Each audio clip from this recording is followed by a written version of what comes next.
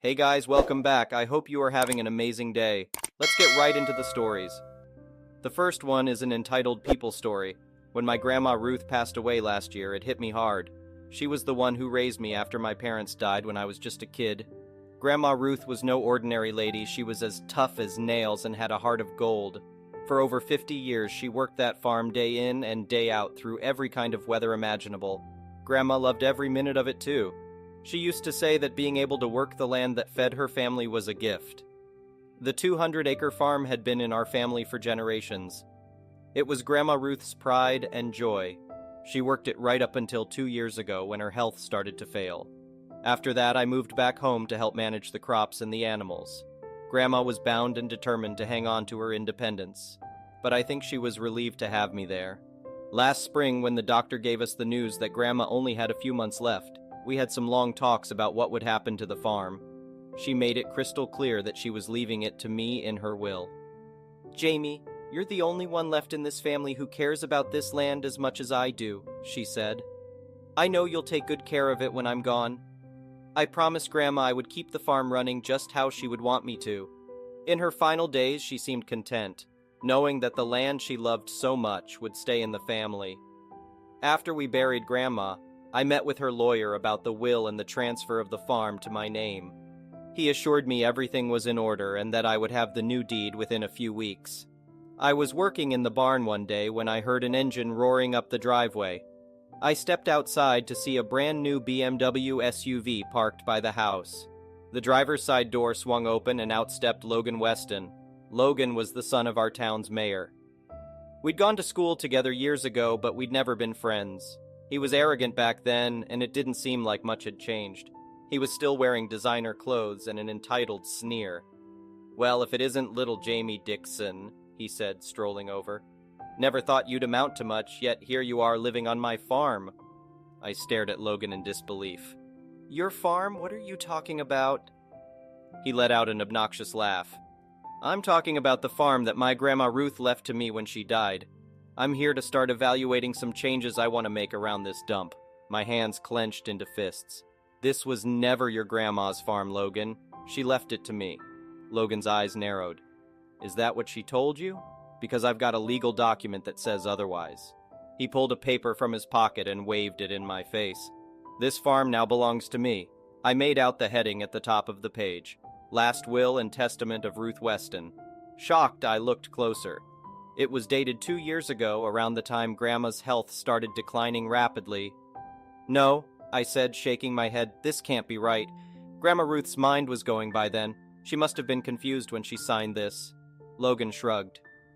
"Doesn't matter. This will is legal and binding. The farm is mine now." He started heading toward the barn. "I'm thinking this old wreck of a barn has got to go. I'll build some luxury cabins here for weekend getaways. Oh, and we'll have to clear out all these fields too. I want to put in a private helipad." I hurried after Logan, my blood boiling. "Like hell you will. This farm belongs to my family, not you. Grandma Ruth wanted me to have it." He ignored me and kept walking. I grabbed him by the arm. "I said you're not touching this farm, Logan. Now get the hell off my land before I drag you off myself."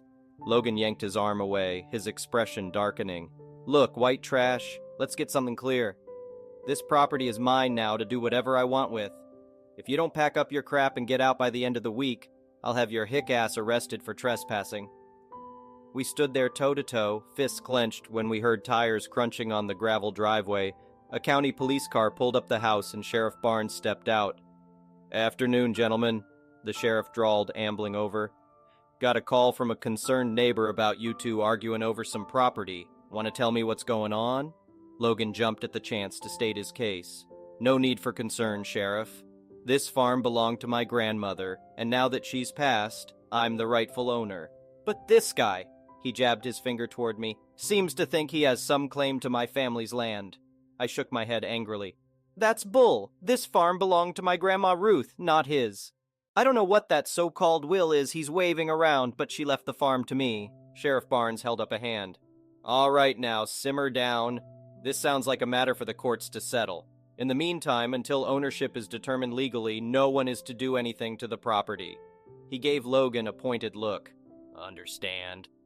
Logan scowled but nodded reluctantly. The sheriff tipped his hat. You two take care now, and let's have no more fussing over this while it gets sorted out. After the sheriff left, Logan turned to me with an icy stare. Don't go counting your chickens before they hatch, farm boy. You may have won this round, but I guarantee you'll be off this land for good soon enough. True to his word, a few days later I got served with a notice that Logan was contesting Grandma Ruth's will and had filed suit to have the farm declared as his. I met with my lawyer, Angela, and showed her Grandma's real will, the one leaving the entire farm to me. She was just as baffled as me by this other so-called will produced by Logan.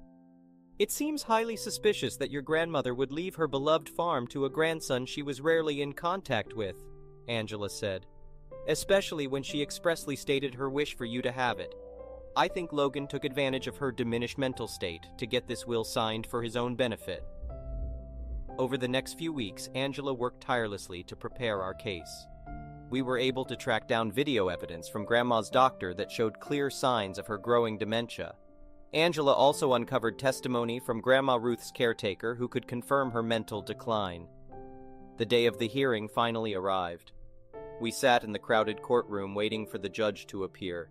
I glanced back and saw Logan sitting with a smug look, sure he had already won.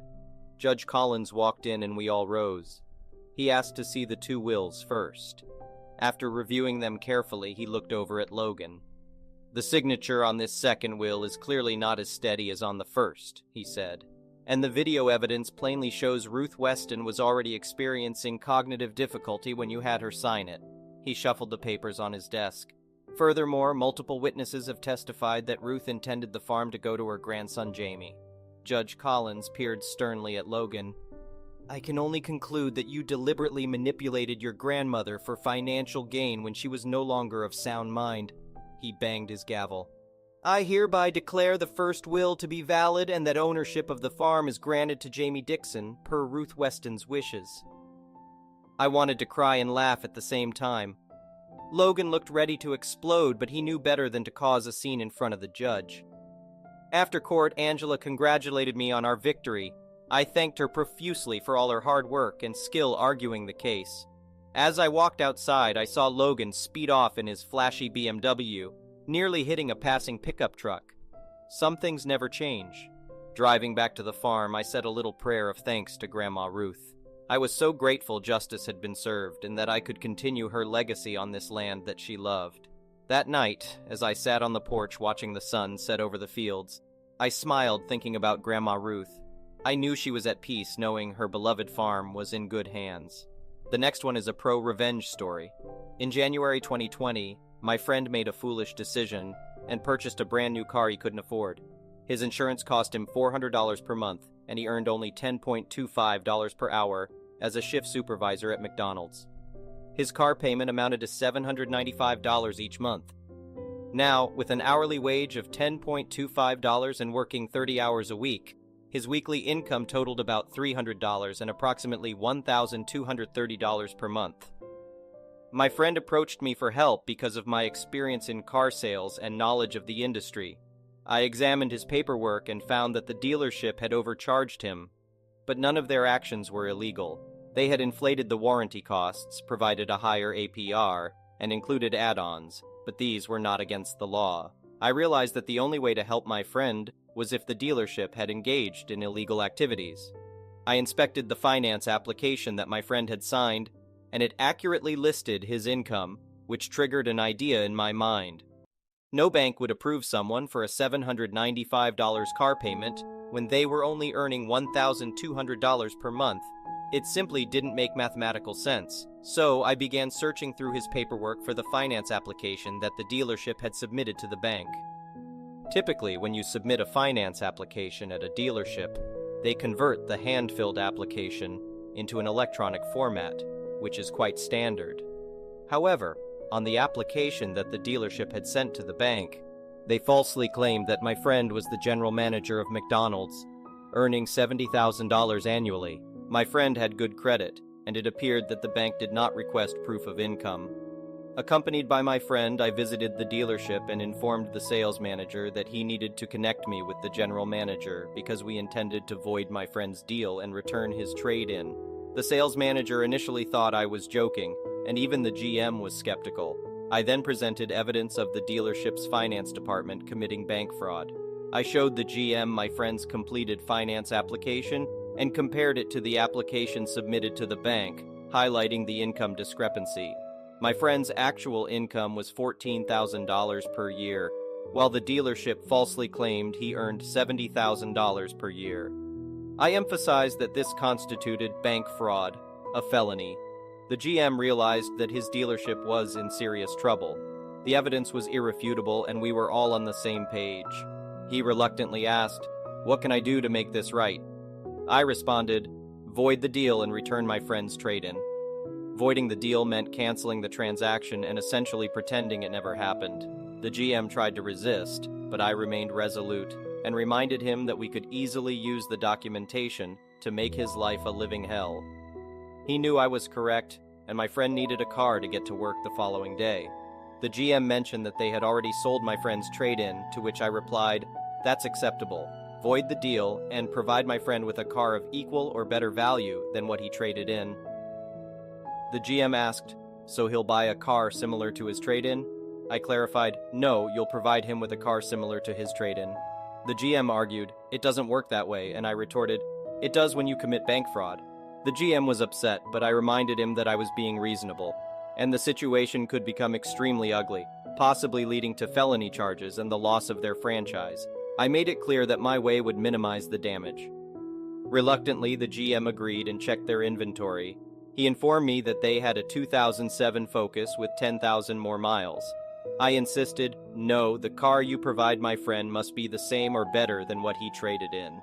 The GM countered, "I'm giving him a free car." And I replied, "No, you took his trade-in, sold it, profited from the sale, and committed a felony in the process of selling him the new car. You are now rectifying that mistake. This isn't a free car for my friend, this is you correcting your mistake." The GM maintained that it was his final offer, so I warned him that we would consult a consumer protection attorney if he couldn't do better. Although my friend was initially reluctant to take this route, it served as our backup plan. As we prepared to leave, the GM requested a moment to consider our proposal. He eventually said, "I have an 08 Civic with 5,000 more miles, but it's a Civic, not a Focus. I'll void the deal on the new car and put your friend in the Civic at no extra cost." We agreed, and the necessary paperwork was drawn up. The old loan on the new car was canceled. The new car was taken back, though it would have to be sold as used because it was already titled. And my friend received a better car than the one he had traded in. For those wondering why we didn't involve a lawyer from the beginning, we could have pursued that route, but legal proceedings can be lengthy, and this offered a faster solution to resolve the situation. The next one is a petty revenge story. So let me preface this by saying I was 22, stupid, and a bit of an immature a-hole. I'm in no way the victim of this tale, but I do think it's a funny enough story worth sharing about the battle of two crappy roommates. I had just moved in with my boyfriend because one of his roommates was moving out. When I met his second roommate, we'll call him Split P, I knew I was in trouble because his way of introducing himself was lecturing me on teas when he found out I was a tea enthusiast. Still, there are no rules against being a mansplaining douche, so I stayed positive and indulged in his tea lectures. But then it started getting worse. Quickly. Split P worked as a sound tech at a goth club. He was constantly bringing women home from the club, then taking ecstasy and having crazy sex in his room, not subtly. Again, we all get our bang on, and I ignored it. But then he started using my cat as a method of impressing women. My cat was on a strict diet of a specific type of food. I'm a cat nerd, and I knew that keeping her on a regularly scheduled diet would prevent her from learning to beg for food and would prevent obesity. Well, Split P, who had no animal experience, started pointing out to his women guests that my cat's bowl was always empty. I had suspected he'd been feeding her more behind my back because she'd gotten overweight and started begging, but I finally overheard it happening when he said to his guest, "Yeah, they constantly neglect this cat. I always have to feed her." I walked in and said, "Hey, I overheard you, and I know you have felt this way for a long time without ever speaking to me, but I actually don't appreciate you messing up my cat's food schedule by feeding her more than she needs." Even though he had just filled her bowl, he looked at me with the most gaslighting eyes and said, "Oh no, I've never fed her." The woman he was with became uncomfortable, probably because of how blatantly and embarrassingly he lied, and left. This is all just to give you a feel for what kind of a cowardly diaper he was.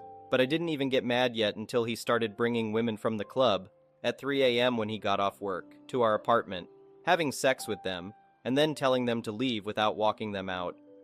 We lived in a dump of an apartment as it was all we could afford. This means our front door would only shut if it was locked. So asking someone to see themselves out just meant that our door would hang wide open in a really rough neighborhood. And we had a cat he supposedly cared about. I kept asking him to walk these women out so he could lock the door. I begged him. I reminded him that my cat that he loved so much could run away. He didn't care. It got so bad that my cat actually learned to alert us when the door was left open. Literally, she'd come wake me up at 4 a.m. and then lead me down the stairs and show me the open door. Are you kidding me? This is when I knew I hated him more than anything I could presently think of and needed to start preparing to make his life unpleasant. It started off pretty simple. He was about to go on vacation for a week. We reminded him daily for 4 days before he left to please wash his dishes, as we didn't want to wash his dishes for him anymore. I even went to see him the night before while he was packing, and told him it was just another friendly reminder to get that done. Guess who didn't do their dishes? So I picked up all of his dirty dishes and left them on his bed. I told my boyfriend that if he gets upset, we can just tell him the dishes were in the way and we put them where he could find them. My boyfriend is a peacekeeper, so instead he picked up all the dishes and washed them. When he came back, we told him he needed to leave. We couldn't deal with him anymore, and the dishes were the final straw. For 3 months, he claimed he couldn't find another apartment. By this point, I was done. I couldn't deal with this dynamic that resulted in our roommate treating us like doormats. I decided it was time to get crazy. So I sat on the kitchen floor, and as soon as I heard him come in, I just started crying, wailing. Split Pea came in, alarmed, and asked what was wrong. I started scream-crying at him that my boyfriend would never marry me if I couldn't get rid of our roommate, that it was time for me and my boyfriend to start picturing our forever here together, and Split Pea was ruining it. For 3 days, I just walked around the apartment crying and wailing about how this would be the nursery, but our roommate won't leave and let us share our love. He would bring women over and I would ruin their night. I would wait up until 3:30 a.m. when they would get home, offer his guest a bowl, tell them about all the other guests he has at this time of night, and then start crying and talking about how I just wish he would move out. I guess 3 nights of women leaving because of me was enough, because he suddenly found a great apartment and would be moving out ASAP. The next one is a malicious compliance story. A few years ago, I parked in a paid parking lot but forgot to buy a parking ticket. When I came back a few minutes later, I discovered an $80 ticket on my dash. While I was frustrated about my own forgetfulness, the ticket itself was fair. However, I came to discover that the amount they had charged me was not. Before leaving the lot, I noticed a small detail on the terms and conditions sign at the entrance of the lot. It said that a failure to pay for a parking ticket would result in a $70 ticket, not the $80 that I was charged. While I'm no lawyer, I do know that those signs essentially create an implicit contract upon entering the lot. Therefore, the company was technically violating their own contract by charging me extra. I appealed the ticket, stating that I would be happy to pay the agreed-upon $70, but it was rejected. I then reached out directly to customer service, explaining the same situation. They rejected my request to pay the valid $70 because their ticket amounts are non-negotiable. Cue the malicious compliance. I realized that by their own words, they are the ones attempting to negotiate the price by charging me an extra $10. So I called up the supervisor of their claims department. She was already aware of this dispute and immediately attempted to shut me down, saying, "The signage is not up for discussion." I reminded her that their company's policy states that ticket amounts are non-negotiable, and that given what the terms on the sign stated, they were trying to negotiate a higher price. Once again, she shut me down, stating the signage is not up for discussion. The rest of the conversation went something like this. Me: "So where can I escalate this from here?" Her: "There is no more escalation. The next stage is court." Cue more malicious compliance. Me: "Seems silly to go to court over $10, don't you think?" Her: Yeah, it does. Me.